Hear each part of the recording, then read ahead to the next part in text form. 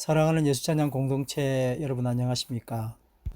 오늘은 신명기 24장 말씀입니다. 신명기 24장 말씀 함께 보시면서 은혜 나누기를 원합니다. 하나님 나라의 원리는 강자의 원리가 아니라 강자가 약자를 배려하는 원리가 작용되고 있습니다. 세상에는 항상 강자가 우세한 것처럼 보이지만 강자 곁에는 늘 약자가 있어서 그것이 아름답게 조화를 이루게 되는 겁니다. 그래서 강자가 강자가 아니고 약자가 약자가 아닌 것이 그렇게 보일 뿐입니다. 결혼 제도에서도 마찬가지지만 남자와 여자가 있다면 아내는 늘 약자 편이지 않습니까? 그러나 약하다고 말할 수는 없는 것이죠. 그래서 강한 사람은 약자를 배려하고 보호해야 할 필요가 있는 것입니다. 신명기 24장 1절 말씀, 남녀가 결혼을 하고 난 다음에 남편이 아내에게서 수치스러운 일을 발견하여서 아내와 같이 살 마음이 없을 때에 아내에게 이혼 증서를 써주고 그 여자를 자기 집에서 내보낼 수 있습니다. 이 당시는 남성 중심 사회이지 않았습니까? 그래서 이혼의 결정권은 남편에게 있었습니다. 남편이 아내에게서 수치스러운 일을 발견하였다라고 말하는 건 간음을 염두에 둔 표현이기도 하고 뭐 또 다른 이유가 있었을 겁니다. 그런데 이제 이혼 증서를 주라 하는 것은 이혼 증서가 이혼당한 아내가 합법적으로 결혼할 수 있는 증서인 겁니다. 그래서 그걸 반드시 주라 하는 겁니다. 다시 말하면 아내가 싫어졌다 그래가지고 다시는 결혼도 할 수 없게 나쁜 말로 아무것도 할 수 없는 매장시키는 그런 생각들을 하지 말라 하는 것입니다. 말하자면 여성의 인권을 보호해 주라 하는 그런 지침인 것이죠. 2절 말씀에 그 여자가 그의 집을 떠나서 다른 남자의 아내가 되었는데 그 둘째 남편도 그 여자를 싫어하여 이혼 증서를 써주고 그 여자를 자기 집에서 보냈거나 그 여자와 결혼한 둘째 남편이 죽었을 경우에는 이 여자가 이미 몸이 덜퍼졌으므로 그를 내보낸 첫 번째 남편은 그를 다시 아내로 맞아들일 수 없습니다. 이런 일은 주님 앞에서 역겨운 일입니다. 당신들은 당신들의 하나님이 당신들에게 유산으로 주신 땅을 죄로 물들게 해서는 안 됩니다. 그렇게 4절까지 말씀했습니다. 그리고 이제 5절을 다시 보겠습니다. 아내를 맞은 새 신랑을 군대에 내보내서는 안 되고 어떤 의무도 그에게 지워서는 안 됩니다. 그는 한 해 동안 자유롭게 집에 있으면서 결혼한 아내를 기쁘게 해줘야 합니다. 여러분, 새 신랑은 1년 동안 군 면제돼야 된다는 겁니다. 갓 결혼한 누구를 위한 것일까요? 신부를 위한 것이죠. 6절입니다. 맷돌은 전부나 그 윗짝 하나라도 저당을 잡을 수 없습니다. 이것은 사람의 생명을 저당 잡는 것과 마찬가지이기 때문입니다. 가난한 사람에 대한 배려를 말씀하고 있습니다. 만약에 맷돌이 없다면 가난한 사람은 끼니를 걸려야 했기 때문입니다. 7절 말씀입니다. 어떤 사람이 같은 결례인 이스라엘 사람을 유괴하여서 노예로 부리거나 판 것이 드러나거든 그 유괴한 사람은 죽여야 합니다. 당신들은 당신들 가운데서 그러한 악의 뿌리를 뽑아야 합니다. 그것은 우리가 이해할 수 있는 이야기이죠. 그 다음에 8절입니다. 악성 피부병에 걸린 사람에 대해서는 레위 사람 제사장들이 당신들에게 가르쳐주는 대로 모든 것을 철저히 지켜야 합니다. 내가 그들에게 명한 대로 지키십시오. 이건 역시도 악성 피부병에 걸린 사람을 보호하는 의미도 있고요. 그리고 또 그 주변 사람들을 보호하는 그런 의미도 포함되어 있습니다. 특별히 악성 피부병에 걸린 사람을 사회에서 영원히 매장시키는 것이 아니라 철저한 법을 지킴으로 인해서 그리고 모세의 율법을 통해서 그들을 낫게 되는 경우까지 생각해 보는 것이죠. 그래서 사회로 다시 환원할 수 있는 기회를 주기 위한 것입니다. 10절 말씀입니다. 당신들은 이웃에게 무엇을 구워줄 때 담보물을 잡으려고 그의 집에 들어가지 마십시오. 11절 당신들은 바깥에 서 있고 당신들에게서 꾸는 이웃이 담보물을 가지고 당신들에게 나오게 하십시오. 이제 정말 이웃을 생각하고 그 사람의 자존심까지 생각해 주는 그런 율법입니다. 내가 그의 집에 들어가면 어떻게 하겠습니까? 최고 값 나가는 담보물을 가지고 나오려고 하지 않겠습니까? 그런데 그렇게 하지 말라는 겁니다. 밖에 서 있고 그 사람이 담보물을 가지고 나오면 그것을 이제 좀 가지고 있으라 하는 것이죠. 그런데 12절에 그 사람이 가난한 사람이라면 어떻게 할 거냐는 겁니다. 당신들은 그의 담보물을 당신들의 집에 잡아둔 채로 잠자리에 들면 안 된다는 겁니다. 13절에 해가 질 무렵에는 그 담보물을 반드시 그에게 돌려주어야 합니다. 그래야만 그가 담보로 잡혔던 그 겉옷을 덮고 잠자리에 들 것이며 당신들에게 복을 빌어줄 것입니다. 이렇게 하는 것이 주 당신들의 하나님의 보시기에 옳은 일입니다. 돈이 없다고 해서 그 사람의 인격까지 짓밟을 수는 없다는 겁니다. 그래서 인격을 정말 생각해주고 그리고 겉옷을 담보로 잡았다고 했을 경우에는 해지기 전에 돌려줘야 할 이유가 뭐겠습니까? 밤이 되면 그 온도 차이가 많이 나거든요. 그래서 그것을 보편적인 가난한 사람들의 삶은 낮에는 그것이 옷이 됐다가 밤에는 이불이 되었기 때문에 그렇습니다.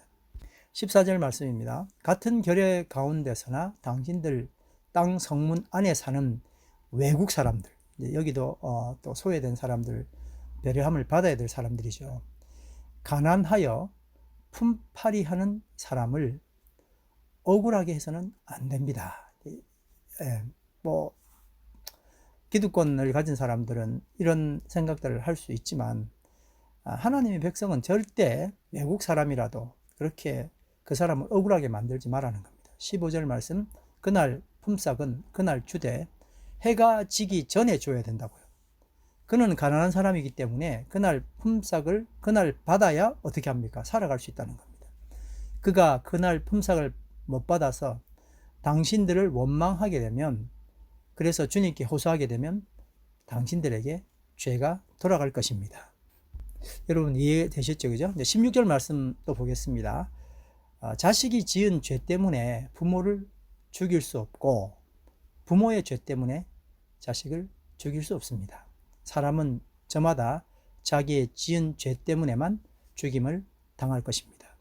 연좌죄라 그래서 부모의 빚을 자녀가 대신 갚는다든지, 자녀의 문제 때문에 부모가 옥살이를 한다든지, 이런 경우를 절대 하지 말라는 겁니다.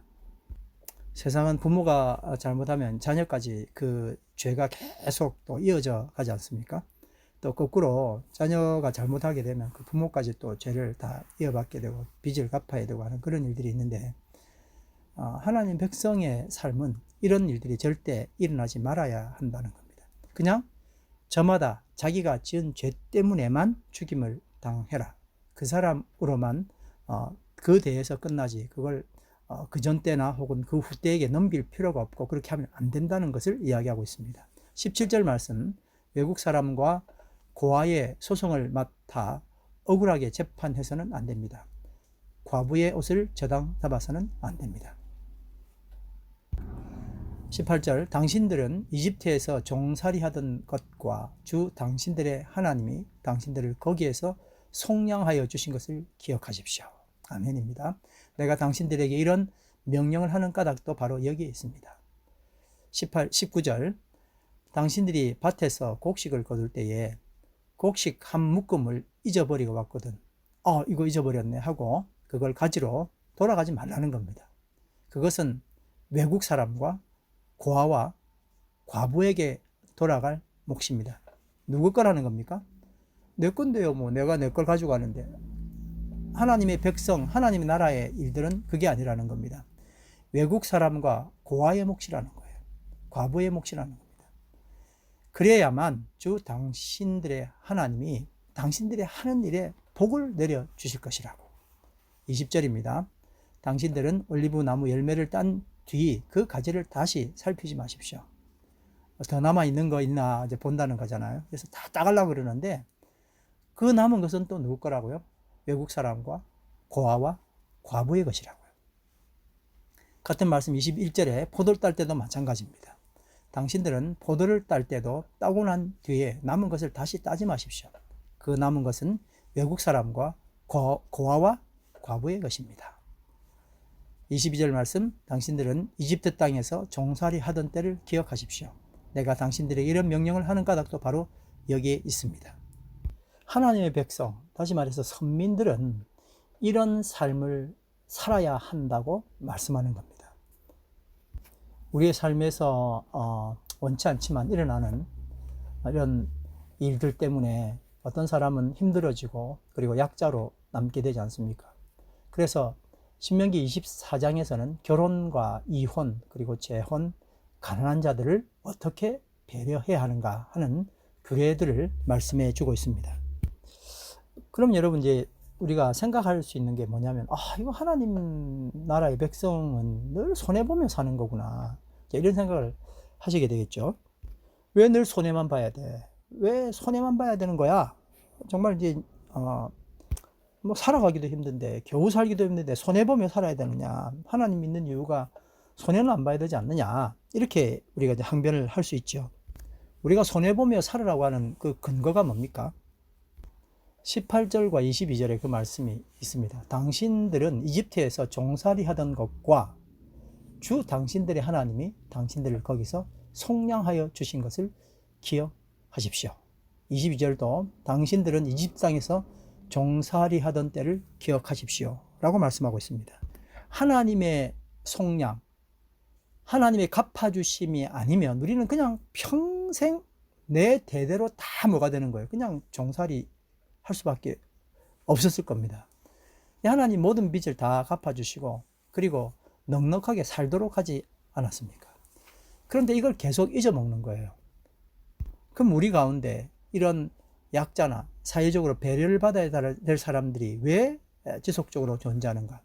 그건 하나님께서 우리에게 주시는 어떤 중요한 사인인 겁니다. 내가 손해보지 말아야지 라고 하는 사인이 아니라 나는 하나님께서 나를 종살이 하던 이집트에서 죄에서 종살이 하던 나를 구원해 주셨구나. 그리고 나를 속량해 주셨구나. 나의 모든 것을 다 갚아 주셨구나. 그리고 내가 이 자리에 지금 앉아 있구나 하는 것을 기억하라 하는 좋은 사인인 겁니다. 네, 이렇게 말씀드리면 내가 이제 빚을 갚아야 되는구나 뭐 이렇게 생각할 수도 있는데, 뭐 빚 갚는 것도 맞죠. 그런데 더 중요한 것은 하나님이 나에게 넉넉하게 이 모든 것들을 감당할 수 있도록 해 주셨다는 겁니다. 13절 말씀을 다시 한 번 더 보겠습니다. 해질 때에 그 전당물을 반드시 그에게 돌려줄 것이라. 그리하여 그가 그 옷을 입고 자며 너를 위하여 축복하리니 그 일이 내 하나님 여호와 앞에서 내 공의로움이 되리라. 여러분, 우리의 선행의 기준은 어디에 있습니까? 상대방의 태도지요. 13절 말씀을 빌미로 어떤 이웃 사람이 나에게 전당물을 해가 지기 전에 돌려받을 것을 예상을 하는 거죠.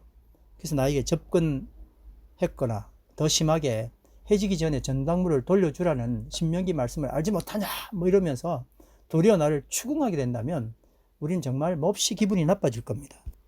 말씀을 이용해서 자기 이익을 취하는 파렴치한 사람에게 어떻게 생각하죠? 이제 다시는 나는 이런 선을 행하지 않을 거야 라고 결심하기 쉽죠. 그런데 이건 모두 기준이 납니다. 내가 베푸는 자비, 선행이었습니다. 그렇죠? 그래서 13절 말씀은 굉장히 놀라운 말씀입니다. 13절 말씀에 보면 우리의 선행의 기준은 명백하게 하나님께 두어야 한다, 그렇게 말씀하고 있습니다. 여러분 같이 한번 읽을까요? 제가 읽으면 따라 하십시오. 그 일이 내 하나님 여호와 앞에서 내 공의로움이 되리라. 아멘. 그 일이 내 하나님 여호와 앞에서 내 공의로움이 되리라. 아멘. 여러분, 우리가 당면하는 수많은 인간관계의 어려움의 근본 문제가 여기에 있습니다. 우리는 지금까지 사람과 사람이 관계를 맺는 방법으로 살아왔습니다. 그렇죠? 그러기에 그 관계는 언제나 수준이 아주 낮았습니다. 항상 저 아래 수준에서 향상될 기미를 보이지 않았던 겁니다. 그런데 인간관계를 높은 수준으로 끌어올릴 방법은 인간관계에 있지 않습니다, 여러분. 하나님과의 관계 개선에 있습니다. 하나님의 관심은 언제나 인간입니다. 그러므로 나는 하나님의 오다를 받아서 다른 사람을 사랑하고 친절을 나누어야 합니다. 나는 손해보면 안 돼. 왜 이익도 아니고 늘 손해만 봐야 돼? 이건 정말 철없는 생각입니다. 또 저 사람의 태도가 그러니 나는 선행하기 싫어. 이것도 정말 수준이 낮은 생각입니다. 그것으로 내 선행이 결정되고 저 사람의 행동 때문에 내 선행이 결정되고 내 화남이나 나의 어떤 좋은 캐릭터 때문에 선행이 결정되는 것, 이거는 정말 수준이 낮은 선행입니다. 다시 말하면 언제 변할지 모르는 선행이라는 것이죠. 나의 선행은 하나님의 오더를 받아서 다른 사람에게 나누어야 하고 그 친절을 주어야 하는 것입니다. 그러면서 그로 인해서 상대방이 나에게 주는 어떤 것이든 하나님께 돌려드려야 합니다. 무슨 말이냐면요. 나의 친절로 그가 나에게 칭찬하면 그걸 고스란히 내가 받아 좋아하고, 나의 친절을 그가 이용해서 불쾌함을 주면 그걸 고스란히 내가 받고 그를 엄청나게 미워하지 않습니까? 아니라는 거예요. 내가 할 일을 내가 하는 거예요. 내가 할 일은 뭡니까? 하나님께서 나에게 주신 오더를 가지고 그를 사랑하는 겁니다. 좀 전에 우리 손해 이야기 했잖아요. 손해가 아니고요. 하나님이 나에게 주신 거예요. 하나님이 엄청난 것을 나에게 주시고 그걸 전달해 달라고 하는 겁니다. 그걸 다른 말로 뭐라 그러죠? 청지기라고 하지 않습니까? 청지기. 심부름꾼이라는 뜻입니다. 하나님이 나에게 주셨으니까 그걸 전달해 내는 것이에요. 근데 그걸 마치 내 거인 양 아까워 죽으려고 그러고, 그리고 그걸 나에게 뭐 좀 불편하겠다 그래서 그 사람한테 안 주고 말이죠. 이게 천국 백성 아닌 사람들에게는 통용되는 이야기지만 하나님 나라의 백성, 선민들에게는 결코 있어서는 안 된다는 것입니다. 우리는 연습이 필요합니다. 상대방이 나에게 칭찬을 하건 불편을 주건 간에 그것이 나의 감정에 영향을 주지 않도록 하나님께 올려드려야 하는 것 말입니다. 그래서 사람은 기대의 대상이 아니고 기도의 대상일 뿐입니다.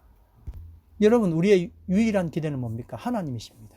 그리고 사람을 위해서는 그저 기도할 뿐인 것입니다. 여러분, 하나님 아버지 앞에서 정결하고 더러움이 없는 경건은 뭐라 그랬습니까? 야고보서 1장 27절에 고아와 과부를 그 환난 중에 돌아보고 또 자기를 지켜서 새 속에 물들지 아니하는 이것이라 하였습니다.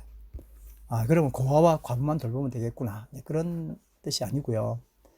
사회적 약자를 이야기하는 겁니다. 그리고 내 눈에 이런 약자들이 보일 때에 내가 또 손해보겠구나 이렇게 생각하실 게 아니라 하나님이 나에게 또 무언가를 주셔서 그를 사랑할 수 있을까를 오히려 생각하게 되는 것이죠. 그래서 그 환난 중에서 돌아보고 그 다음에 뭐라 그랬습니까? 자기를 지켜서 세속에 물들지 아니하는 것이다. 세속이 뭡니까? 세상이 지금 이행해 나가고 있는 세상의 원리 아닙니까? 다시 말하면 하나님 나라의 백성으로서 살아가는 것, 이것을 세속에 물들지 아니하는 것으로 대체할 수 있을 것입니다. 오늘 우리는 신명기 24장을 통해서 사회적 약자를 어떻게 우리가 배려할 것인가에 대한 말씀을 나누게 되었습니다. 분명한 것은 내가 손해보는 것이 아니라 하나님께서 나에게 허락하신 청지기 직분을 잘 감당해 내는 것, 그것이 더 중요한 이야기였었습니다. 늘 손해본다 생각하고 내 거 준다고 생각했던 어리석은 생각을 벗어나야 하고, 그래서 이런 사회적 약자가 내 눈에 밟히게 됐을 때 나는 먼저 나를 구속하신 하나님을 생각해야 합니다. 나에게 참 놀라운 사랑을 퍼부어주시고 나의 모든 빚을 다 속량해 주신 하나님, 그리고 나를 그냥 두시지 않고 이제 하나님의 사역을 할 수 있도록 나에게 기회 주셔서 청지기로서 하나님께서 나에게 정말 많은 것들을 허락하셨고 그것을 사회적 약자에게 전달해 낼 수 있는 하나님의 마음, 하나님께서 그렇게 우리에게 하셨던 것처럼 하나님의 마음으로 그들에게 뭔가를 전달해 줄 수 있는 건 놀라운 특권이구나, 이렇게 생각하라는 것입니다. 오늘 말씀을 우리가 보면서 몇 주 전에 나누었던 말씀 생각이 납니다. 베드로전서 4장 말씀인데요. 4장 9절 말씀 제가 한번 보겠습니다. 서로 대접하기를 원망 없이 하고, 그다음에 10절 각각 은사를 받은 대로 하나님의 여러 가지 은혜를 맡은 선한 청지기 같이 서로 봉사하라. 한번 따라합니다. 선한 청지기 같이 서로 봉사하라. 그리고 이제 우리 11절 말씀을 본문 말씀을 한번 읽었던 기억이 나는데, 한번 11절 있습니다. 만일 누가 말하려면 하나님의 말씀을 하는 것 같이 하고, 누가 봉사하려면 하나님이 공급하시는 힘으로 하는 것 같이 하라. 이는 범사의 예수 그리스도로 말미암아 하나님이 영광을 받으시게 하려 함이니 그에게 영광과 권능이 세세 무궁토록 있느니라. 아멘. 다 같이 기도드리겠습니다. 여호와 하나님, 오늘 우리에게 있는 인간관계의 문제는 인간관계에 있는 것이 아니라 하나님과의 관계 개선임을 깨우쳐 주셔서 감사드립니다. 우리가 정말 인간관계를 해결하기 위해서 여러 참 하나님이 원치 않은 방법으로, 인간적인 방법으로 얼마나 많이 에너지를 소모하고 살았는지 이 시간에 다시 한번 반성합니다. 하나님, 우리가 사람에게 기대하지 말고 그 기대를 받기 위하여 애쓰지 말고 하나님만 기대하며 사람을 위하여는 기도하게 인도하여 주시옵소서. 찬양과 감사를 드리며 예수님 이름으로 기도드립니다. 아멘.